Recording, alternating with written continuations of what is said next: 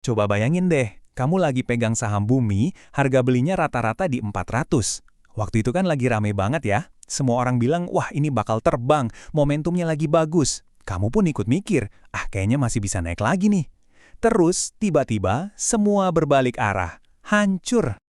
Kalau skenario barusan kedengeran familiar banget buat kamu. Nah, pembahasan kali ini emang dibikin khusus buat kamu. Tenang aja, kamu nggak sendirian kok. Dan yang paling penting, selalu ada jalan keluarnya. Yuk kita bedah bareng-bareng, apa sih yang sebenarnya terjadi sama bumi, dan langkah terbaik apa yang bisa kamu ambil sekarang. Dan ini dia angkanya. Angka yang mungkin bikin kamu kepikiran terus dan susah tidur. Kerugian di atas kertas atau floating loss sebesar minus 43,5%. Ya ampun, hampir setengah dari modal kamu seakan-akan hilang gitu aja. Angka ini emang sakit banget, tapi kita harus berani lihat kenyataannya biar bisa mikir jernih. Nah, ini dia pertanyaan intinya. Harus cut loss sekarang buat nyelamatin sisa modal atau tetap hold sambil berharap harga bakal balik lagi? Keputusan yang salah di titik ini, wah bisa bikin kamu nyangkut bertahun-tahun atau yang lebih parah, ruginya makin dalam lagi. Oke, sebelum kita cari solusi, kita harus mundur sedikit. Penting banget buat kita paham dulu, kok bisa sih kita sampai kejebak di situasi kayak gini? Dengan ngerti konteksnya, kita bisa belajar supaya nggak jatuh di lubang yang sama lagi ke depannya. Coba lihat perjalanan saham bumi ini. Benar-benar kayak roller coaster kan? Dari harga cepek di awal 2025, saham ini meroket gila-gilaan hampir 600%, sampai ke puncaknya di 484. Nah, kenaikan yang super drastis inilah yang bikin euforia di mana-mana, dan bikin banyak dari kita masuk pas harga udah deket-deket puncak. Dan ya, itu dia. Yang naiknya terlalu cepat, biasanya jatuhnya juga bisa brutal banget. Data di sini nunjukin ini tuh kayak badai yang sempurna.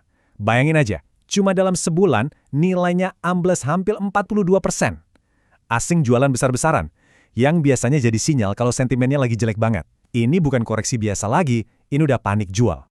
Terus kenapa sih kok banyak banget dari kita yang malah beli pas harga udah tinggi-tingginya? Ini nih, jebakan psikologis klasik di pasar saham. Ada rasa takut ketinggalan alias FOMO. Ada keserakahan yang bisikin, tenang, pasti bisa ke 600.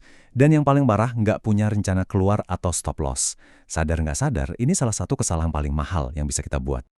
Oke, cukup bahas masa lalunya. Sekarang yuk kita hadapi kenyataan. Kita analisis posisi kamu sekarang secara objektif, tanpa pakai emosi, cuma pakai angka. Ini penting banget biar kita bisa ambil keputusan yang rasional.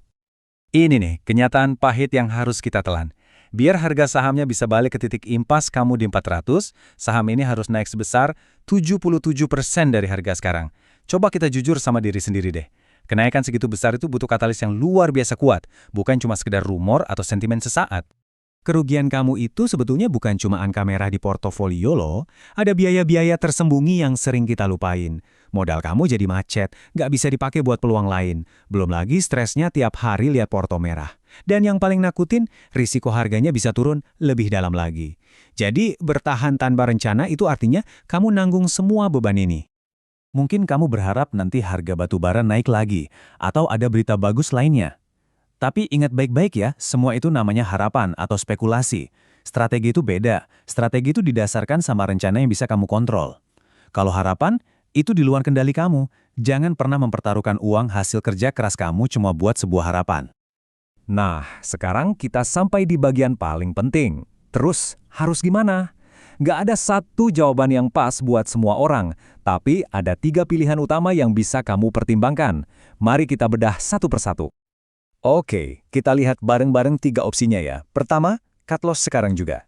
Sakit, pasti. Ego kegores? Banget. Tapi sisa modal kamu selamat dan pikiran kamu jadi lebih tenang. Kedua, bertahan tapi pasang stop loss. Kamu kasih kesempatan buat rebound, tapi ada jaring pengamannya. Jadi resikonya jelas. Opsi ketiga, pendekatan hibrida. Ini jalan tengah. Jual sebagian sekarang buat amankan modal, sisanya biarin. Coba pikirin baik-baik, mana yang paling pas buat profil risiko dan kondisi mental kamu sekarang? Tapi, sebelum milih, ada beberapa hal yang haram hukumnya buat kamu lakuin sekarang.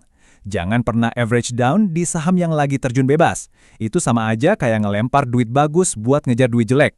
Dan yang paling penting, jangan bertahan cuma karena mikir, tahan aja sampai balik modal, tanpa rencana keluar yang jelas.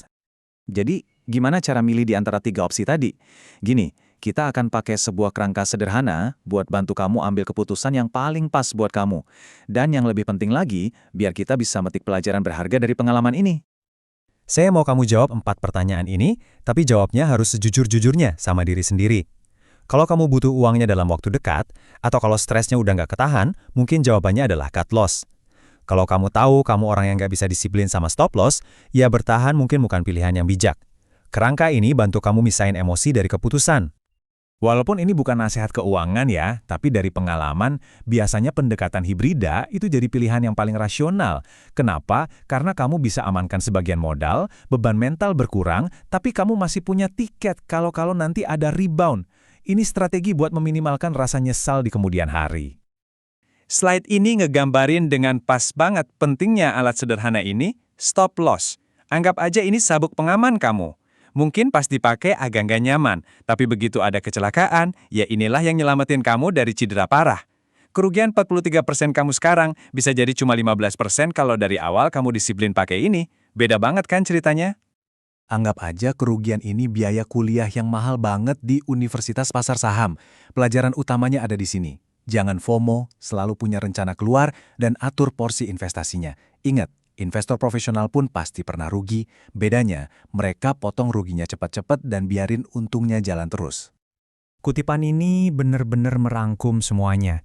Pada akhirnya, pertarungan terbesar kita di pasar saham itu bukan ngelawan pasar itu sendiri, tapi ngelawan emosi dan ego kita.